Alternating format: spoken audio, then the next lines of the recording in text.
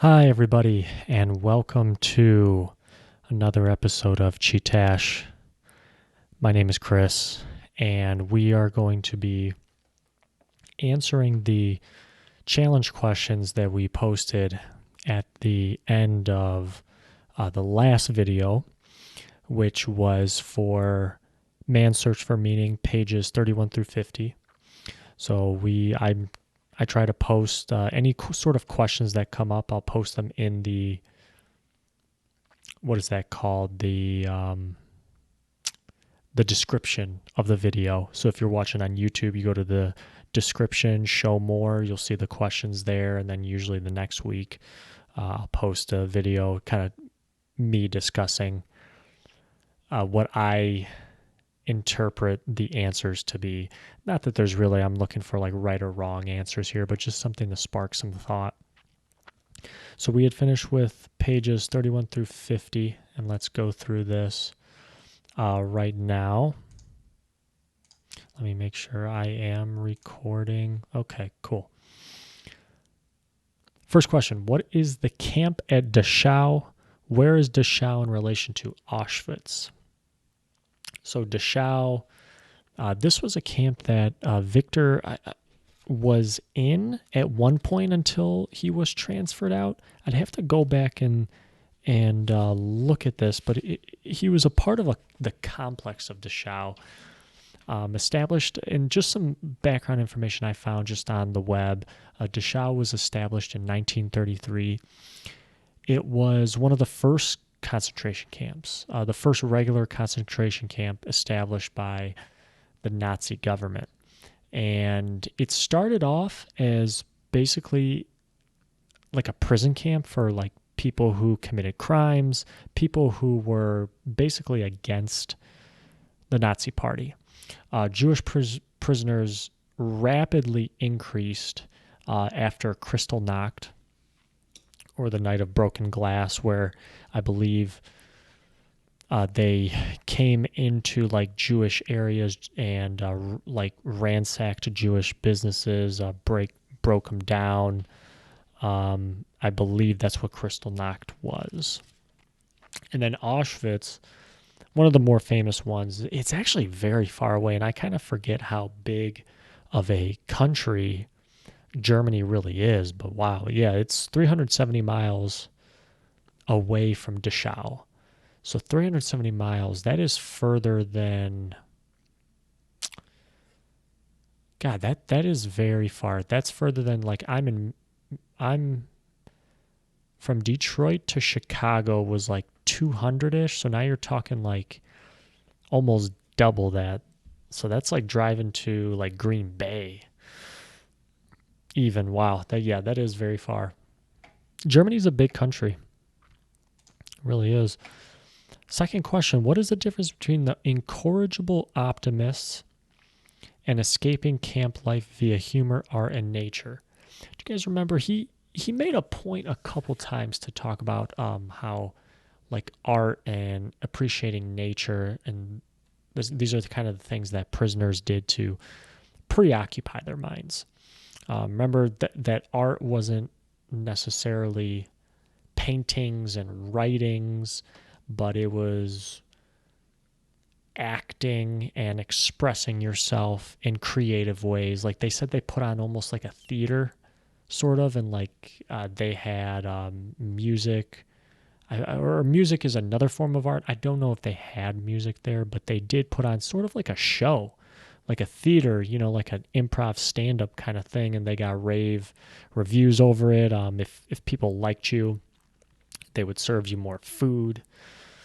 But then he talks about the incorrigible optimists. These were people that paid a lot of attention to military affairs and would kind of propagate rumors throughout the camp as to what was happening on the outside. And we're gonna and some of them were incorrigible optimists is the word he uses. Like they were annoying in the amount of positivity they tried to spread, probably saying that, the war is almost over, guys. That's what I'm hearing on the outside. I got a guy out there, war is almost over.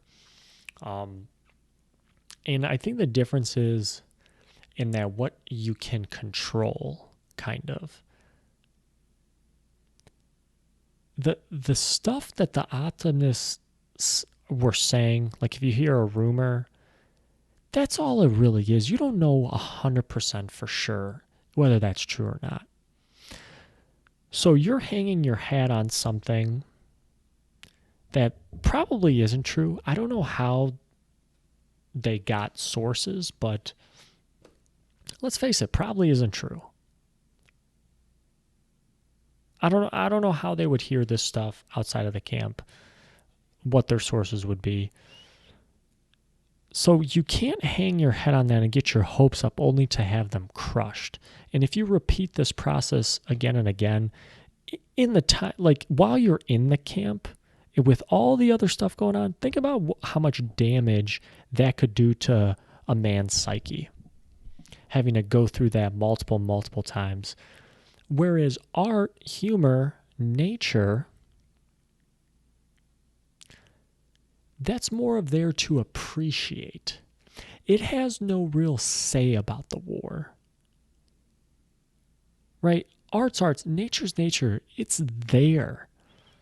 It doesn't care that there's stuff going on outside or stuff in the camp.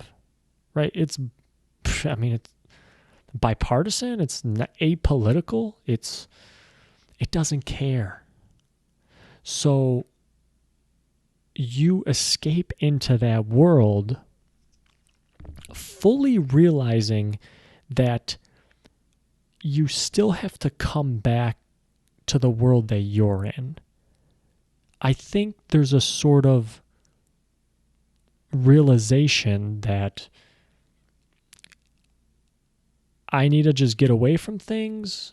I know I'm going to come back to my horrible lifestyle here in the camp, but just for my sanity, hey, let me go outside, take a look at some nature. Not that they could do that. I'm just saying, like, hypothetically, hey, let me create like a poem, or let me me and my buddies are cracking jokes next to marching next to each other, and you're doing it by your own choice, and you have that sort of certainty. Whereas the optimists, they're just optimists all the time, optimistic all the time. And I've always said, like, I am a big fan of positive, like thinking positively, but rational positivity, right? It's not to say that I'm not negative. I might be, what's a good way to put it? I'm not negative, but I'm not critical, but I sometimes am a little negative, but I paint it in a good, like a light way, to not like downgrade myself, but just know that I can do better. So I know what Viktor was talking about with that. What do you think about the sensitivity paradox? Why do you think it existed? This was from page 36. This is when Viktor talks about how people of a less hardy makeup often survived camp life better. And I think that it existed because these people who were sensitive, and I'm going to the page right now, 36 of my edition of the book. They suffered much physical pain, but mentally, they were somehow able to take the damage, take the pain. They needed, so weakness in one area became a strength in another. Much like you see, let's take a football team, for example. The weakness in a defense often becomes the strength in their offense. I don't know if I'm saying that 100% like I want to convey it, but if you got a weak defense, you put a great offense behind it so that they can score points. Yes, you build your defense. Okay, obviously, free agency and the market, getting players in. Yeah, okay. But let's take it back to these guys, the sensitive people of a less hardy makeup, that they knew that physically they were behind. Rather than spend a bunch of energy trying to get physically tougher, they built up their mental forts.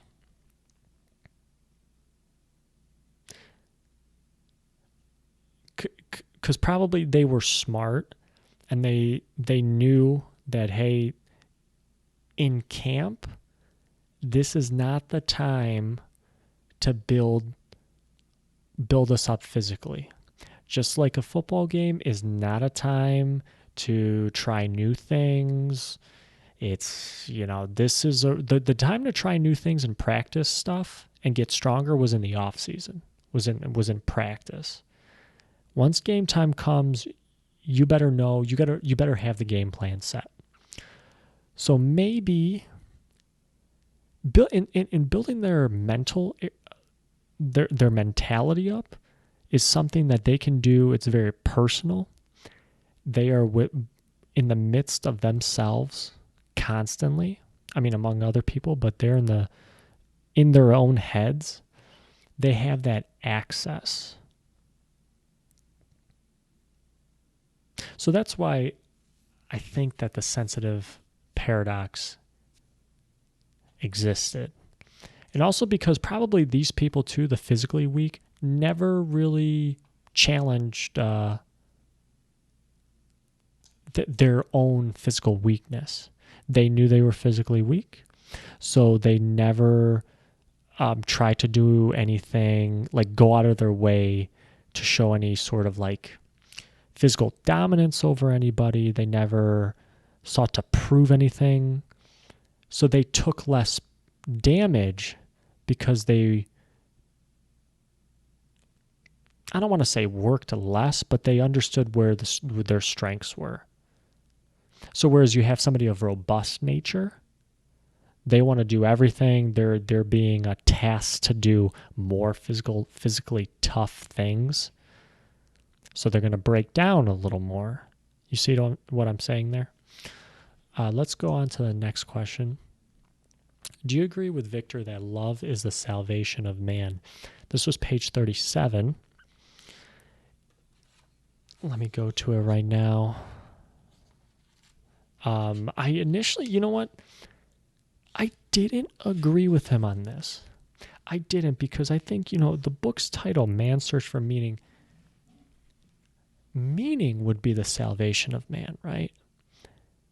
Meaning in like loving what you do, having a purpose in life, that's the salvation of man. I mean, if your purpose is somebody else, okay, like your family, your wife, something like that.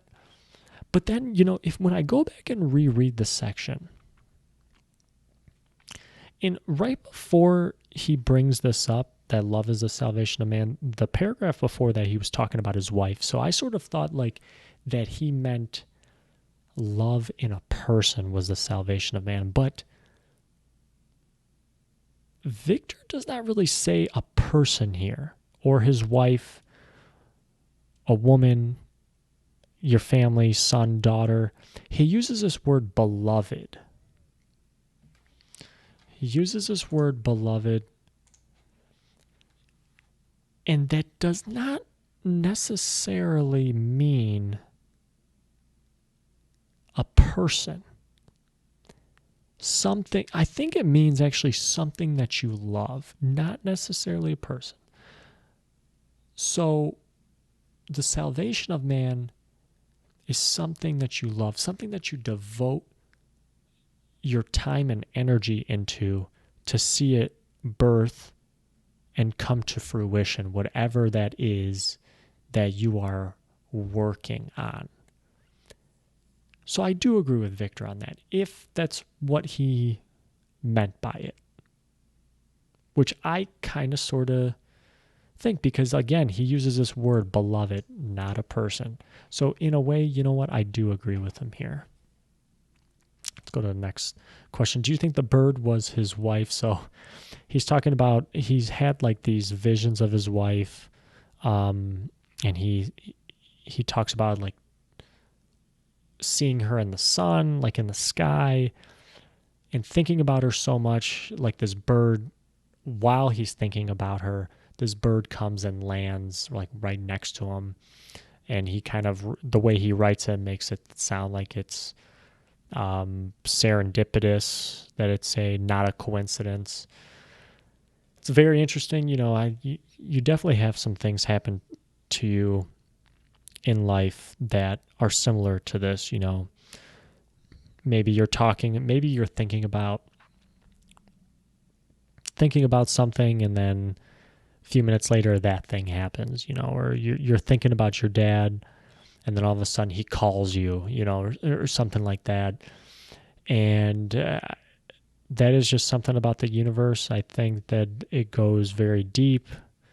In a way, we are all connected. Like there is a sort of hive mentality that is something I can't explain, but I mean, bees, you think about insect colonies, you think about the fact that rats, if they solve a maze on one side of the world, the rats on the other side of the world solve it faster. I think I've heard Joe Rogan talk about that, I think a few times. It's crazy things we can't explain, but I do believe that he thinks it was his wife. Yes, I do. Next question. What is the difference between art and thinking about a good meal? This was on page 29, he talks about the food and about how, here, I'll go to it right here. It really didn't do you any good.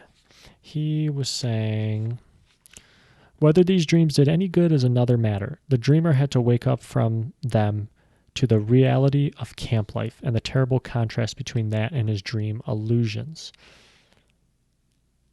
Art was different in that, okay, food, dreaming, you have to wake up to your reality. Art, you're not going to sleep to escape reality. You're not sleeping away from reality. You're just taking a break from it. And again, it's a matter of maybe control. Control, like, to a certain extent, you can't really control your dreams, and you don't know what's going to come through from it. But also with the meals, that's your hope and your goal, is to go get that meal. And if you keep thinking about it all the time and you're not getting it, think about what that does to your psyche.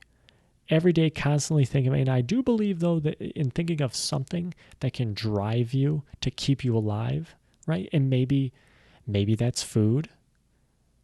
Or, Viktor thought about his wife a lot, and you needed like some sort of reminder of why you are here on Earth, what you have to look forward to when you get out of camp. Okay, I get that. But what's different about the food? Would that just make you hungry in the short term? Right? And if you don't fulfill that short-term need, then that could cause irreparable damage to your psyche. Versus art, you realize the reality you are in, and you realize it's not going anywhere. I'm just taking a break to stare at nature. I'm just taking a break to write a poem. But with the food and dreaming of it, there's this, you kind of sort of forget about the reality that you're in. And maybe that's what Viktor was saying can get kind of dangerous in a way for somebody. Let's go to the next question. Suffering is relative. Yes. Page 44, he talks about how suffering is like a gas filling a chamber. And it doesn't matter how big the chamber is. If a certain quantity of gas is pumped into an empty chamber, it will fill the chamber completely and evenly, no matter how big the chamber is. Therefore, the size of human suffering is absolutely relative. I agree with this. I do agree that suffering, is very relative to how the person perceives it, right? You could have somebody get punched in the face, disfigured nose. But if their mindset's good, they might not even be thrown off by it. They would see it in a positive light, as positive as it can be. But then you have somebody who loses their cell phone for 2 hours and they're searching around looking for it. They are in agony because, oh my God, they haven't gotten any text from their friends. And oh my God, Cheryl's going to think I ditched her because I haven't texted her in a couple hours. That person will be consumed by it. So I do agree with that statement that suffering is relative to the person and their mindset that they have. What did Viktor mean by loss of values? This was on page 50. And he talks about how everything that was connected with the immediate task of keeping oneself and one's closest friends alive lost its value. How everything that was not connected to that. And I put this quote here from Gerald Celente, trends forecaster. When people have nothing to lose, then lose everything, they lose it. And Viktor was saying how important it is for no matter what these people took from you, no matter how atrocious the camp treated you, those little values that you had, they're not little in the fact that they are not important and of significance, but little as far as the possessions that you have. When you lost your values, you lost your sense of self, and you became just a part of the herd. He refers to them as sheep. Your sheep being herded. You're just a part of everybody else. But the loss, your values were who you were. They could not take that from you. Remember, we talked about this in the first episode. They took your clothes. They took his manuscript. They took your shoes. They shaved you down. You had no hair on your body. They took food away from you, break, sleep, but they could not take how you reacted to it. They could not take the choice you had in how you behave at that situation. And I think that's what he means by these loss of values. And that concludes. That was the last question we had, everybody. Thank you very much for listening. Chee-Tash.